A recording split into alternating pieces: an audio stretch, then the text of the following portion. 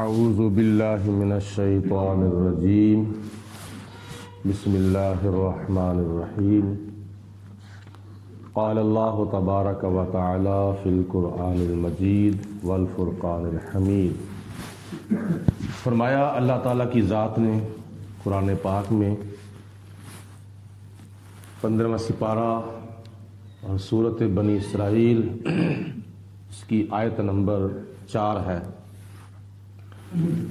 اللہ تعالیٰ ارشاد فرماتا ہے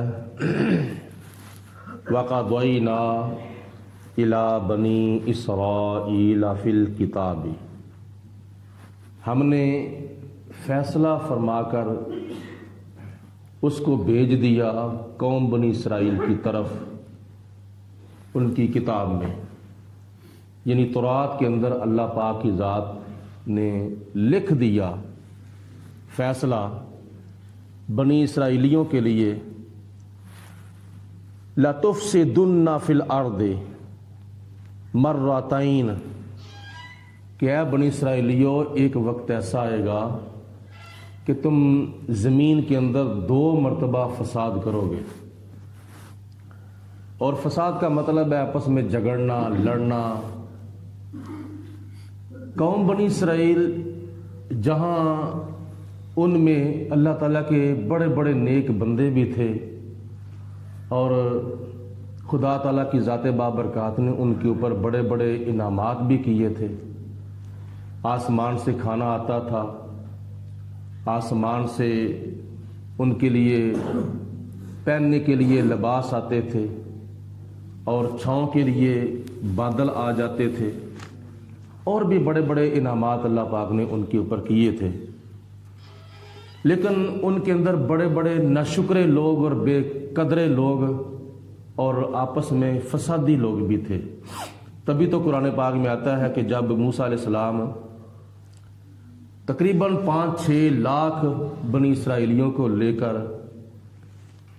ملک مصر سے ہجرت کر کے نکلنے لگے تو راستے میں دریائے نیل آ گیا، تو اللہ پاک کی بارگاہ میں عرض کی تو خدا تعالیٰ نے فرمایا کہ اپنا آسا پانی کے اوپر مارو۔ تو موسیٰ علیہ السلام نے آسا پانی کے اوپر مارا تو راستہ بن گیا۔ تو ان کے چونکہ قبیلے 12 تھے تو وہ کہتے ہیں کہ ہمیں راستے بھی 12 ہی چاہیے، اور جب پانی لینے کا موقع آیا تو موسیٰ علیہ السلام نے اللہ تعالیٰ کی بارگاہ میں عرض کی تو خدا نے فرمایا کہ اپنا آسا پتھر کے اوپر مارو۔ تو موسیٰ علیہ السلام مارنے لگے تو وہ کہتے ہیں کہ ہم 12 قبیلے ہیں، لہذا ہمیں 12 چشمے چاہیے، ہمیں ایک چشمہ نہیں چاہیے، الگ الگ چشمے چاہیے۔ تو موسیٰ علیہ السلام نے ارادہ کیا، ایک پتھر کے اوپر ایک مرتبہ آسا مارا تو اللہ پاک کی ذات بابرکات نے 12 چشمے جاری فرما دیے۔ یہ موسیٰ علیہ السلام کا معجزہ بھی تھا اور سوٹے کا کمال بھی تھا، اور بنی اسرائیلیوں کی ڈیمانڈ بھی تھی کہ ہم قبیلے 12 ہیں، لہذا ہمیں چشمے بھی 12 ہی چاہیے۔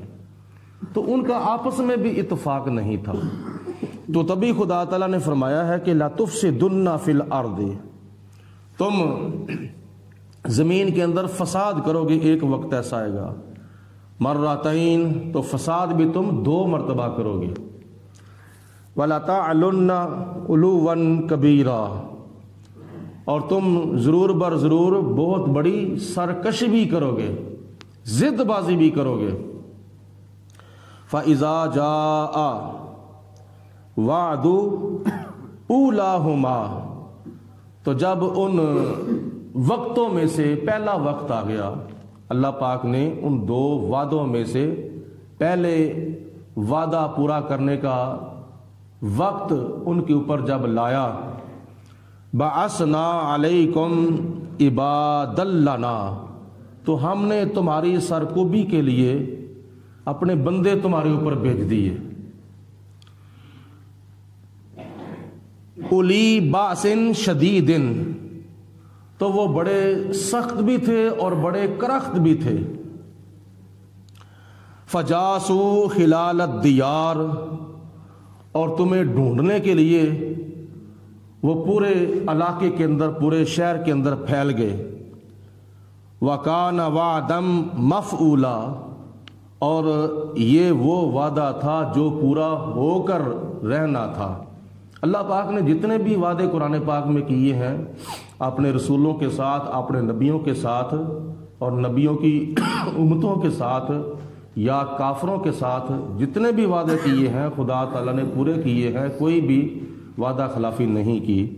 ہم نماز پڑھنے کے لیے جب اذان دیتے ہیں تو اذان پڑھنے کے بعد جب دعا مانگی جاتی ہے تو اس دعا کے بھی آخر میں آتا ہے اِنَّكَ لَا تُخْلِفُ الْمِيعَادَ، یا اللہ تو اپنے وعدے کے خلاف نہیں کرتا۔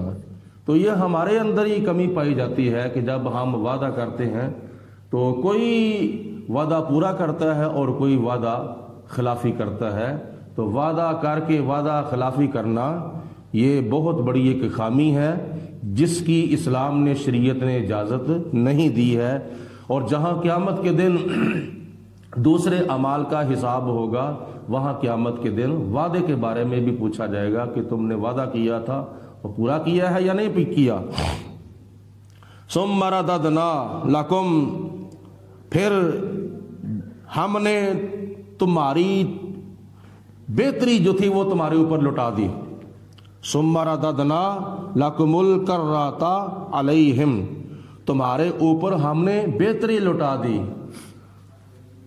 وَأَمْدَدْنَاكُمْ، اور تمہاری مدد کی ہم نے، بِأَمْوَالٍ، مالوں کے ساتھ، وَبَنِينَ، اور بیٹوں کے ساتھ، وَجَعَلْنَاكُمْ أَكْثَرَ نَقِيرًا، اور تمہیں بہت زیادہ اکثریت میں ہم نے کر دیا، یعنی تمہاری افرادی قوت جو تھی وہ بہت بڑھ گئی۔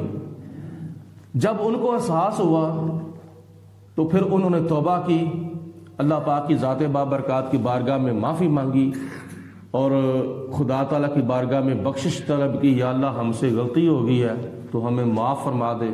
تو اللہ پاک نے ان کی توبہ کو قبول فرماتے ہوئے ان کے اوپر جو زوال آیا تھا وہ ٹل گیا۔ روایات میں آتا ہے، مفسرین نے لکھا ہے کہ یہ جو 2 مرتبہ ان کے اوپر زوال آیا تھا ان کی کرتوتوں کی وجہ سے آیا تھا، ان کی بدعمالیوں کی وجہ سے، ان کی بدکاریوں کی وجہ سے آیا تھا۔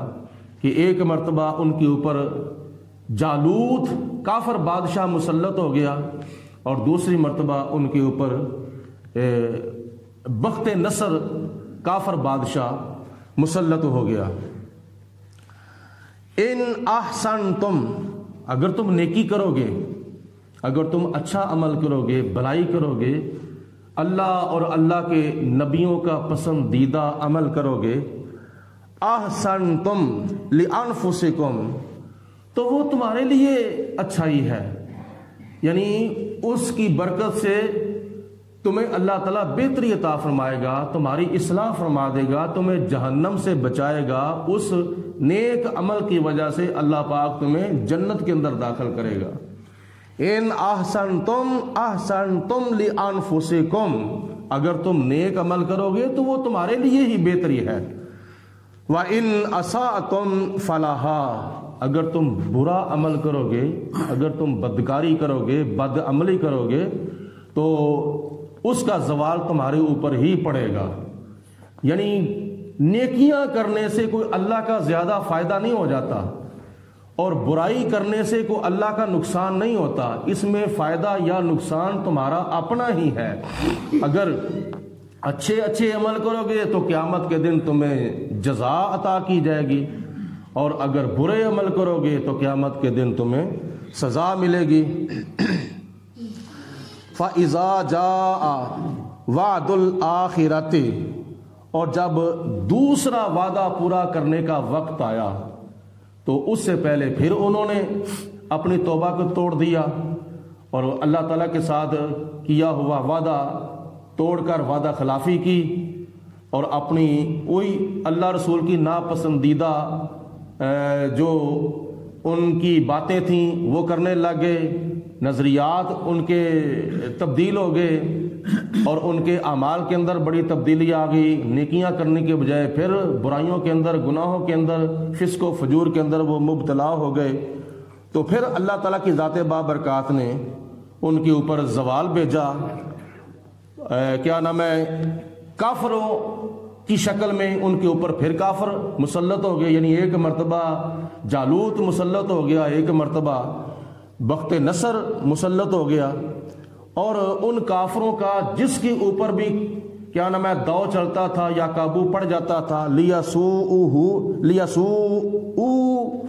وجوہکم، اور ان کے ایسے ایسے چہرے بنا دیتے تھے کہ جو قابل عبرت ہوتے تھے، قابل سبق ہوتے تھے. وَلِيَدْخُلُوا الْمَسْجِدَ، اور وہ جبرن زبردستی مسجد کے اندر داخل ہو گئے، یعنی بیت المقدس مسجد اقصیٰ کے اندر داخل ہو گئے. کما دخلوہ اول مرۃ، جیسے پہلی مرتبہ مسجد اقصیٰ کے اندر جبرن داخل ہو گئے اور مسجد کو ویران کر دیا، مسجد کے اندر فسق و فجور انہوں نے کرنا شروع کر دیا. وَلِيُتَبِّرُوا مَا عَلَوْا تَتْبِيرًا، جس کے اوپر بھی ان کا دو چلتا تھا اس کا بہت ہی وہ برا حال کر دیتے تھے. عَسَىٰ رَبُّكُمْ، توبہ تم کرو، اللہ تعالیٰ کی بارگاہ میں معافی مانگو. عَسَىٰ رَبُّكُمْ أَن يَرْحَمَكُمْ، ان قریب تمہارا رب تمہارے اوپر رحم فرمائے گا، تمہارے اوپر کرم کرے گا، یعنی تمہاری توبہ اللہ پاک قبول فرما لے گا. وَإِنْ عُدْتُمْ عُدْنَا، تو جب تم پھر برائی کی طرف لوٹو گے تو پھر تمہارا پھر وہی برا حال ہونا شروع ہو جائے گا. وَجَعَلْنَا جَهَنَّمَ لِلْكَافِرِينَ حَصِيرًا، اور ہم نے جہنم کو کافروں کے لیے قید خانہ بنا دیا ہے. ایک دنیا کی قید ہوتی ہے، ایک آخرت کی قید ہوتی ہے. دنیا کی قید کے اندر جب دنیا کے اندر لوگ جرم کر کے چلے جاتے ہیں تو پھر وہاں ان کے اوپر جبر بھی ہوتا ہے، تشدد بھی ہوتا ہے، کسی کے اوپر نہیں بھی ہوتا. انہوں نے جو کام کیے ہوتے ہیں ان کے مطابق ان کو قید کے اندر، جیل کے اندر سزا ملتی ہے.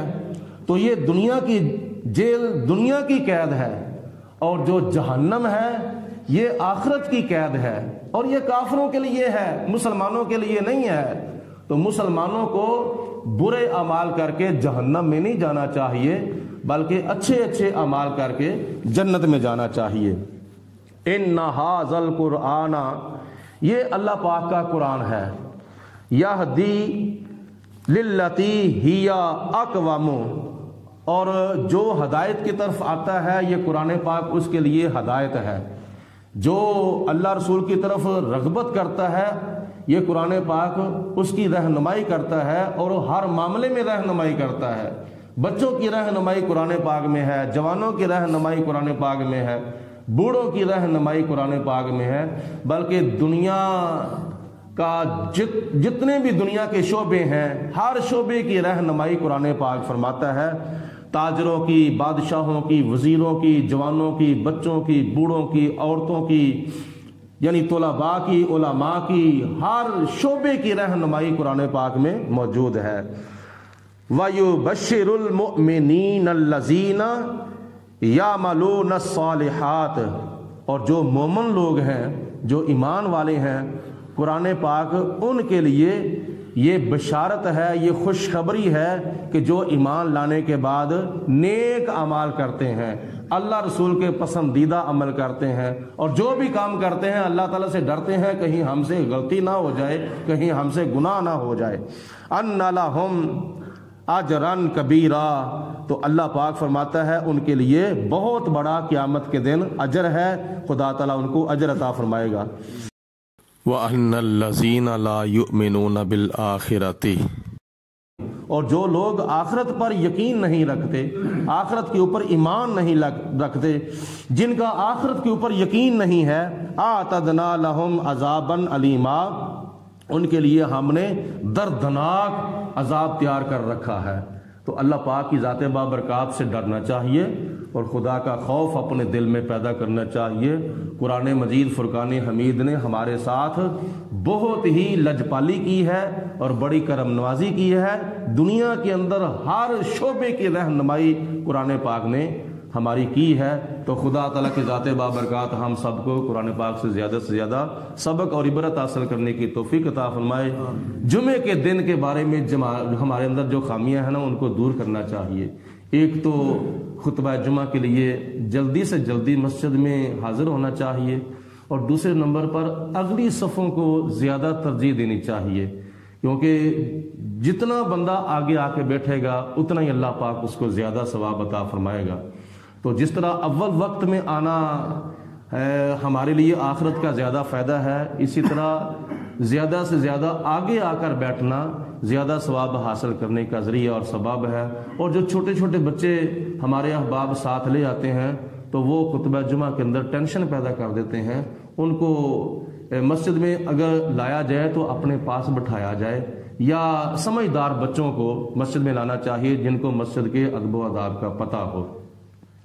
تو نبی پاک علیہ الصلوۃ والسلام نے اس کی بڑی فضیلت بیان فرمائی ہے کہ یہ آدم علیہ الصلوۃ والسلام کی پیدائش کا دن ہے، آدم علیہ الصلوۃ والسلام کی ولادت کا دن ہے، اور آپ کی ہی وفات کا دن ہے، اور جمعہ جو ہے یہ قیامت کے قائم ہونے کا دن ہے، جمعہ جو ہے یہ گناہ بخشوانے کا دن ہے، جمعہ جو ہے یہ مسلمانوں کے لیے عید کا دن ہے، جمعہ جو ہے حضور علیہ السلام نے فرمایا یہ مسکینوں کے لیے حج کا دن ہے۔